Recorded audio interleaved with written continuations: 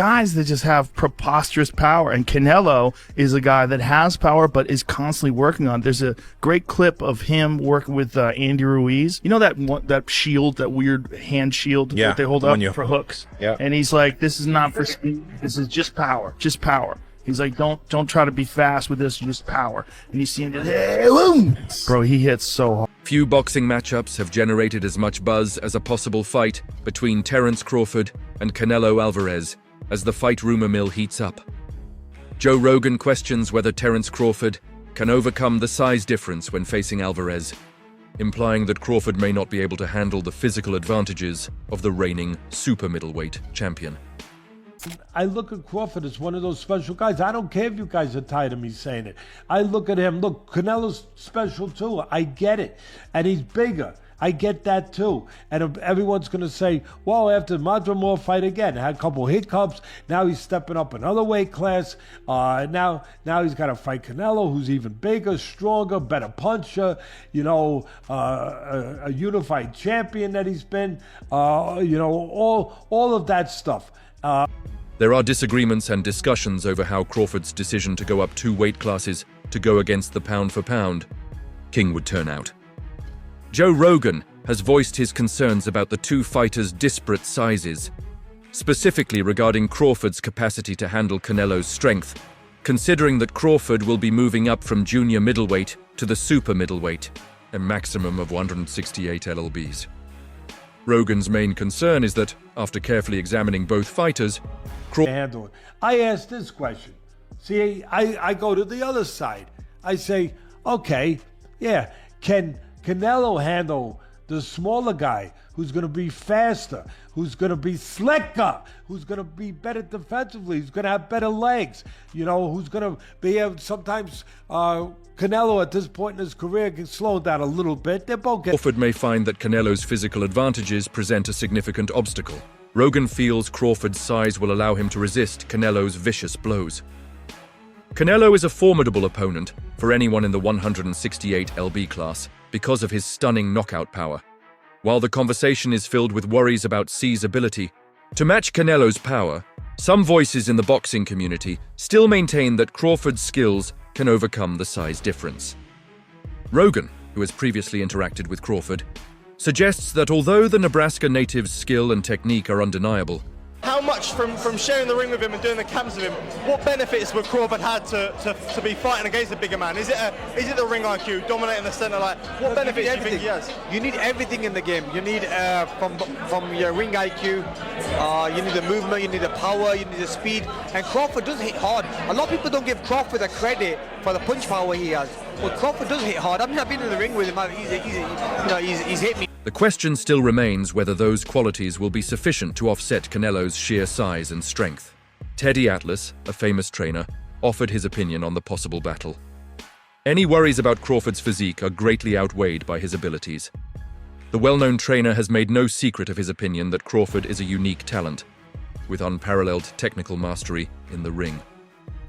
Atlas has stated unequivocally that he believes Crawford can surpass expectations, especially when facing a fighter as skilled as Canelo. Despite Canelo's physical advantages, Crawford cares about his life, and with that fight, what do that fight do for Canelo?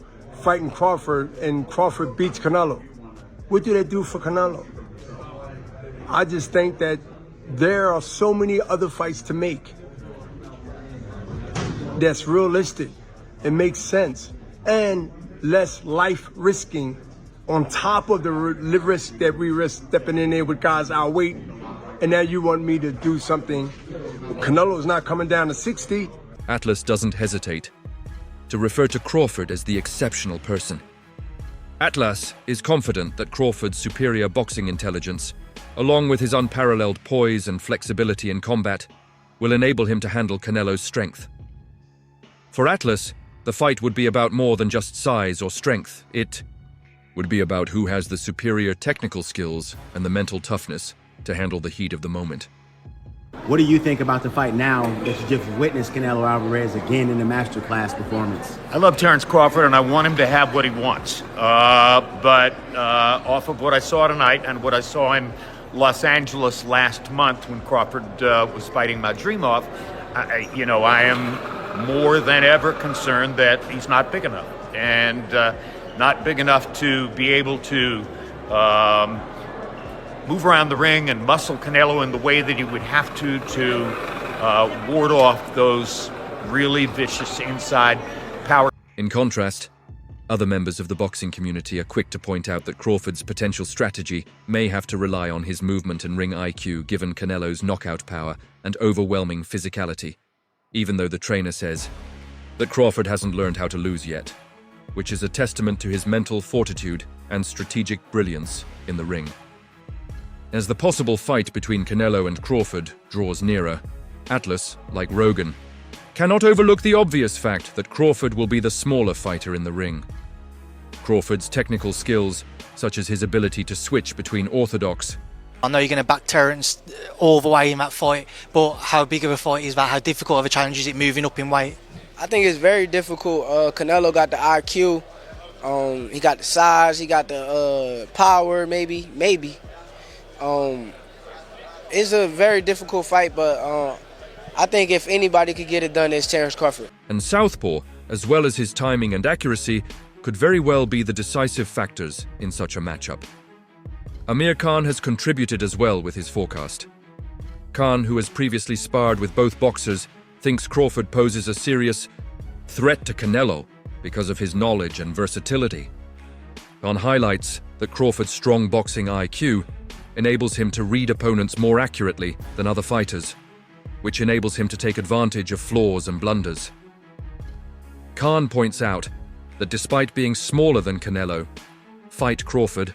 I'm going to support my boy, Terence Crawford. He's a good friend of mine. Obviously, we fought each other, but sometimes you put that to a side, and he shared the training camp with me last time. He spent some good time with me. I was at his house, and shows always shows love. So, look, he's one of the best fighters in the world. For him to go up 2 divisions is something I did back in the day when I was at the peak of my career after beating like Devin Alexander and all the big names. So, look, I wish him all the very best, and I think he can do it. Yeah. You know what I mean? One thing about Terence Crawford, he has great box IQ. Yeah. His IQ is so perfect where he'll see everything, so yeah. May be able to overcome the weight difference because of his movement management and underappreciated striking power in the ring. Khan's support for Crawford also reflects the idea that, despite his little stature, Crawford can succeed in heavier weight divisions. Khan talks about his personal encounter with Crawford in the ring, stating that he believed Crawford's blows were more powerful than most people think. Khan contends that Crawford's punching strength, which is frequently overshadowed by his technical skill, should not be disregarded just because of his size. As the fight's rumors spread, KH thinks Crawford's special blend of knowledge, adaptability, and underappreciated punching strength equips him to defeat even the most formidable opponents. Now, Crawford's about to fight. Yes, he's going to fight Canelo. Oh, man. I just hope he's big enough. According to boxing promoter Frank Warren, who recently shared his thoughts on the subject, he is still optimistic that Canelo and Crawford's fight will go as planned, because powerful people are working to make this super fight a reality. Warren is certain that the fight will happen in September, despite the difficulties of planning such a high-profile event, whether it takes place in Las Vegas or another location. Look, if it's done, I can't wait to see that fight as a boxing fan. It's a fantastic fight. If anyone can get it done, His Excellency is the man, and he's been a huge fan of both of those guys. I'm pretty sure it will happen. Fingers crossed. I hope he's big enough. I hope he's big enough to keep that dude off him, because Canelo hits so hard, man. That's one dude that, I believe all the shit we talking. Crawford? Yeah. While acknowledging the enormous obstacle Crawford has in this clash, Andre Ward doesn't write him off entirely. Instead, he emphasizes the Nebraska native's versatility and ring IQ, implying that Crawford's technical abilities could still give him a genuine chance to win. Even though Ward acknowledges that the size difference will play a big part in the fight. That 3 years ago. I think he's that good. He's just so skillful. He's so slick.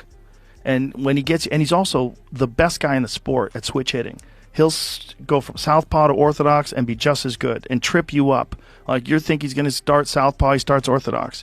You prepare for orthodox, he's fighting southpaw.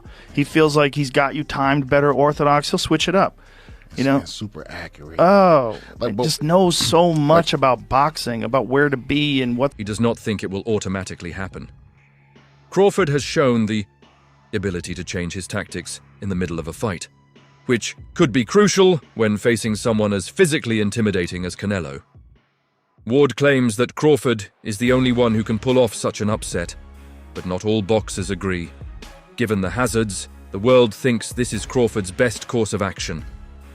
Bernard Hopkins voiced grave concerns about Crawford continuing this battle.